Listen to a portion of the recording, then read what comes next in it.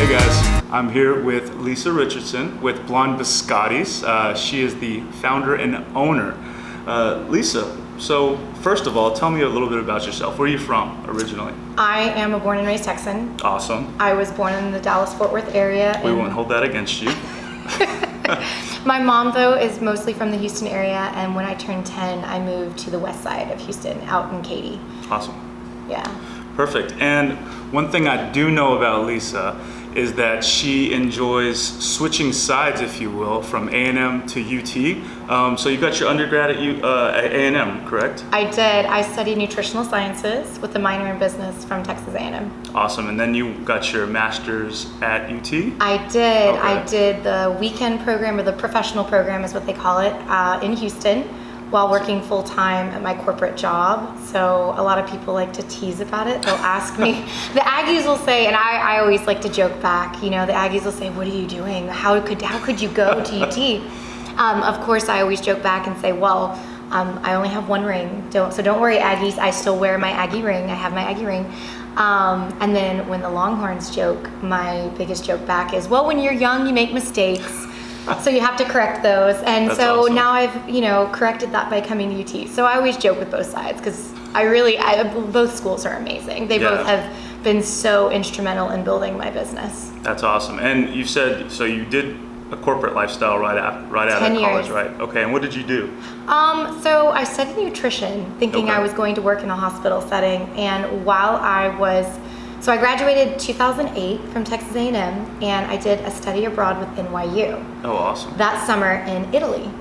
So I'm studying in Florence. I ended up coming back from that trip on a plane I wasn't supposed to be in. I landed next to a seat next to corporate manager at FMC Technologies, which is now Techneep FMC. Okay. They were bought a few years ago, or merged rather. And so kind of on that plane ride back, I sat an 11-hour flight. We started talking, and so I kind of deviated from my nutrition career path, and I jumped into project management in my first role at FMC. Wow, so it's kind of like fate. It kind of was. And then That's awesome. Although in Houston, a big percentage of the industry is oil and gas. Fair. So it kind of worked out, and I ended up having BP as my client. So I did 4 years at FMC, and then BP invited me to come on with them, and I ended up working in my last role was in integrated supply and trading. So their trading group out on the West Coast, and I was in the marketing origination group. Wow. Yeah. That's so awesome. I did about 10 years in oil and gas before my mom and I, so I'm a co-founder. My mom and I both started Blonde Biscotti. That's cool. So tell me a little bit about Blonde Biscotti. Other than the biscottis are outstanding and phenomenal, the coffee's amazing. Why did you guys do this? I mean, out of everything you could open, why did you pick basically coffee and biscottis? That is a really good question, actually. So my mom came to me, her first batch of biscottis, I have to tell you this, I don't know what she'd say, ended up in the trash. They were so bad. Now you have to keep in mind that she is a professional baker, amazing in the kitchen. She taught me everything I know. She has a video of me when I'm 7 years old. She threatens to release. I'm sitting on the kitchen counter, the mixer's going, and she looks over and she's like, Lisa, what are you doing? And I look up, I'm like, Mom, I'm baking. And so she always tells people she's gonna let that video out on the internet, but luckily she doesn't know how. So I'm a little bit thankful for that. But so she batched this first batch, and she didn't quite understand the technique, and she threw it in the trash. It was so bad. Well, after 3 iterations, she was really determined to figure out how to bake these biscotti. She started soft baking them, because the process is that you bake them. When you bring the loaf out, you slice them, and then you turn them on their sides, and you twice bake them. Awesome. Well, she brought the loaf out, and I guess she got a little anxious, and she just cut into them. She's like, these are really good soft baked. I mean, kids can eat them. So I'm about halfway through my degree at A&M. This is 2006. She sends me a loaf during midterms and final kind of period. Yeah. And that's how I got through midterms, was eating what is now the natural blonde biscotti. Yeah. So she starts baking these. She's like, these are fantastic. You got to try them. And she told me one day, at the time, she was doing professional cakes. She would do wedding cakes and birthday cakes and really, really awesome, beautiful designs. And she said, something about biscotti makes me happy. I just want to bake them for the rest of my life. Oh, wow. So that's kind of how it started. And she started building all these recipes. She came up with probably over 200. Whoa. And she calls me up, and I said, well, what do you want to do? Because we always talked about opening a bakery, mind you, before I even did my 10-year oil and gas stint. And she said, I just want to do biscotti. Well, this was pre-2008 when the cupcake craze came out. And even when they first started open cupcakeries with just cupcakes, people thought it was insane. Well, how can you build a business off of just one item? And I told my mom the same thing. I said, how can you have just biscotti? So that's where it started. The coffee bar concept came way later, but in that moment I told her, I kind of giggled. I said, Mom, you've got an outstanding product. I'm not laughing at the idea. It's just that you're going to have 3 markets, a group that have no clue what biscottis even are. So they're gonna maybe be curious, they'll come in, they'll probably love them, but they'll say, how do you even say this word? A lot of people call them biscuits, they don't pronounce it properly. There's another group that are fanatics about biscotti. But they're gonna walk in and they're gonna expect them to be twice baked, and they're gonna say, they're gonna take one bite and say, who do you think you are?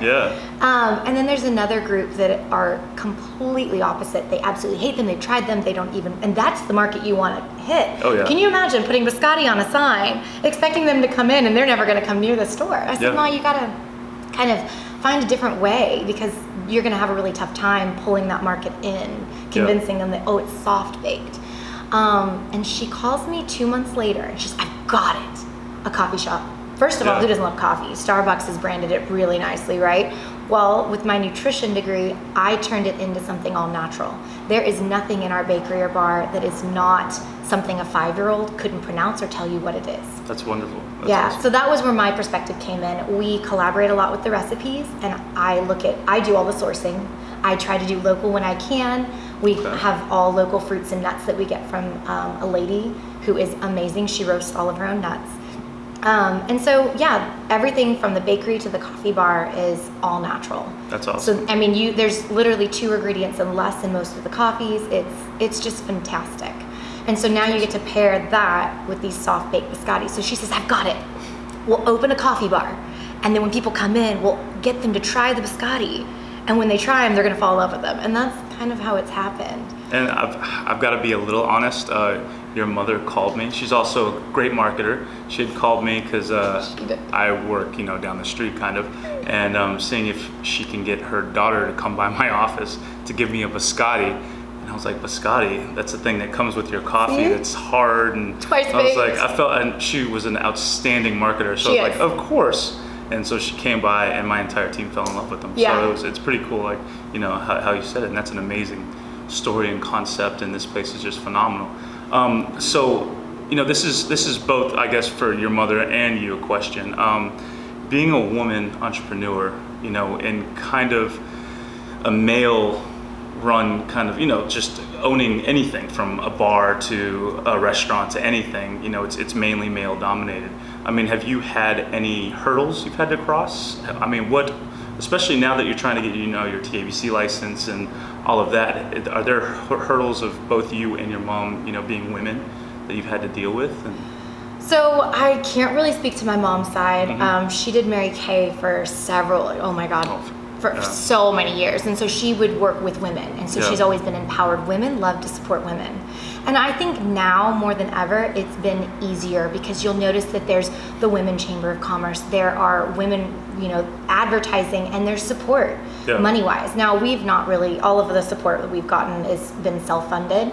But I would say that when it comes to running a business, it is difficult. You have to make business relationships, and that can be tough. Anything from suppliers to vendors, and they don't take you as seriously sometimes. But after you kind of build that relationship and you kind of reinforce it over time, I feel like it's gotten easier. Like I said, I can't really speak from my mom's perspective, but I can tell you plenty from the corporate side of my world till today. I think the other thing is age. Sometimes being young, I am in my 30s, but some people when I first opened thought that I was 24. And so I don't think I look 24. That's good and bad, right? Yes, that is great. That's a great problem to have. But in business, it's not so great because when they hear you talk and they see you present yourself and they realize, oh, she's got a few miles behind her, there is that sort of respect level. I know that I've encountered that. And my mom on the other side, being a little bit older, granted, she looks a lot younger than she is, but she does have that older presence. So the balance between the two of us, I think, kind of helps propel. But there is kind of, there are barriers at times you have to overcome, you have to get creative. But I think it all goes back to relationships and finding those relationships. The pecan company, the nut company that we work with, she's female owned and operated. That's awesome. Our Sweet Cup Gelato, who is amazing. We get gelato that we actually make a lot of different drinks with and we serve affogatos with. Sweet Cup is female owned and operated. So you start to notice there's more and more businesses around, even in the industry, that you can make those alliances with that have really kind of helped. That's awesome. Yeah. And what do you have? Do you have any kind of foresight or anything for like a woman, a young woman that's wanting to become, own their own business, wanting to become an entrepreneur? Do you have anything out there you want to kind of tell them? So I have a really, really good network and I think it's really important. It's one thing when you first open your own business and you want to take that leap. One, it's scary. Mm-hmm. So once you get over that fear, that's kind of like that first hurdle. And it took a lot. You have to keep in mind that coming from BP was really, really comfortable. You have a great salary. You have that comfort.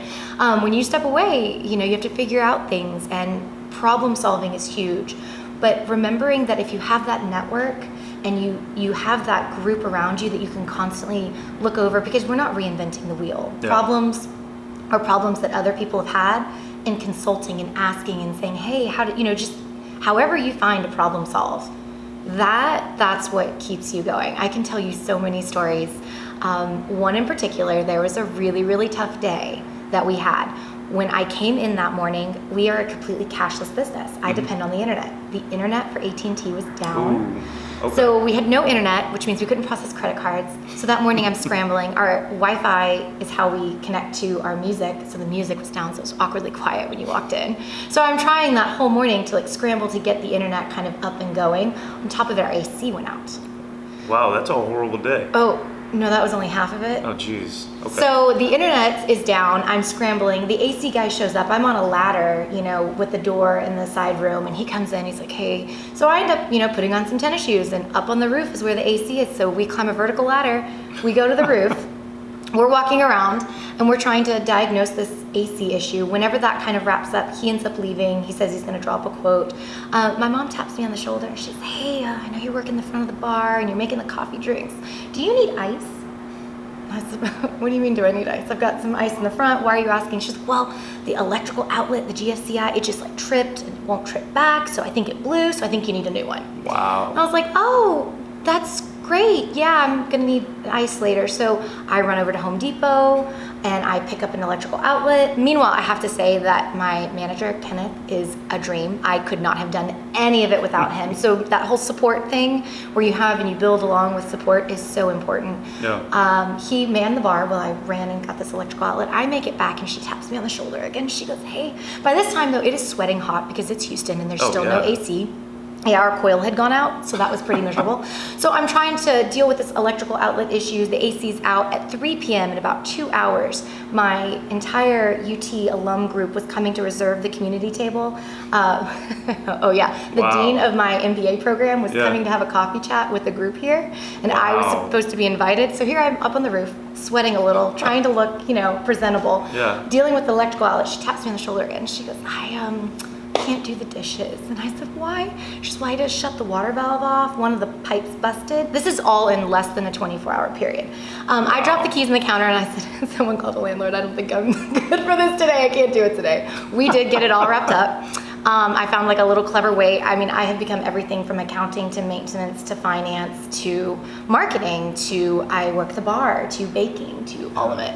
So when you start a business, kind of going back to your original question, making sure that you have those days where you don't let them overcome you overcome them. Yeah. So I have a professor at UT that I still chat with, 2 of them that are really, really close, and they always cheer me on.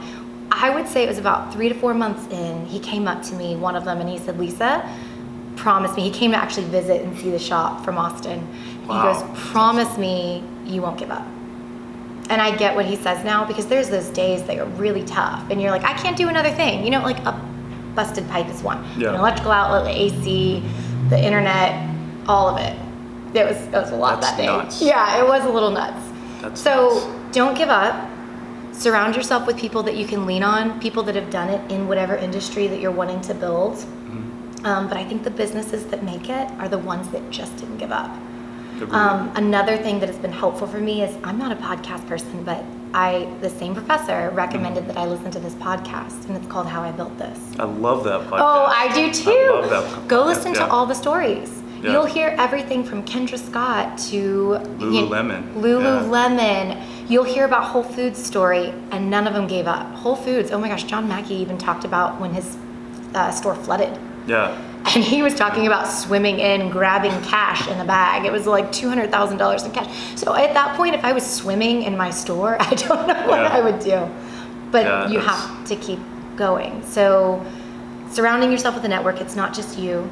Mm-hmm. Making sure that you have that I won't give up attitude, just keep going. Yeah. I think those are the keys. That's wonderful advice. Yeah. That's Thank wonderful you. advice. Well, Lisa, thank you for hanging Absolutely. out and talking. And thank you for this opportunity. of course. And everyone, happy Women's Month.